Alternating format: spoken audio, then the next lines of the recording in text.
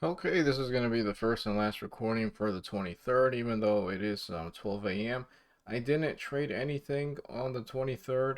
There were no setups that I was really interested in, and just to kind of show my transparency, here are all my trades from recently, and you can see the very top one. It was on the 22nd, so I didn't trade anything on the 23rd, and going into my short selling account, I didn't trade anything short on the 23rd.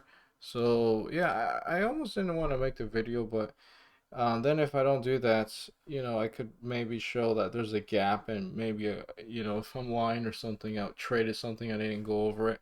No, I wanted to be transparent with that.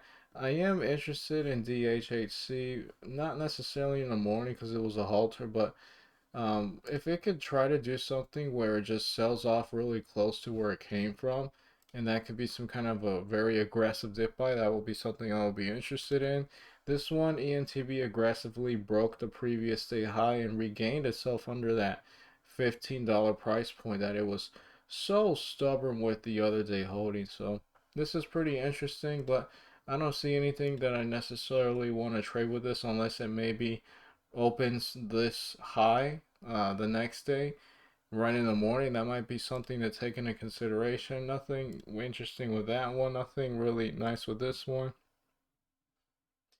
Maybe something interesting if this one can break this multi-range high, or I guess then make a new high, which would be what is it, like 37.40? But this is a higher priced one, not necessarily very much liquidity, as you can see how choppy it is. No interest with this one unless I want to consider shorting it, which seems kind of sketchy because I'm going to guess it went up on news.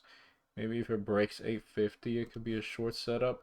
And this one was just interesting. Carvana.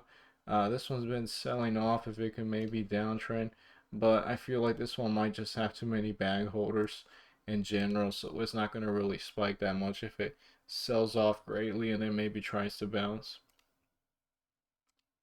Yeah, that's pretty much it for today. No trades, but a few potential setups in the making.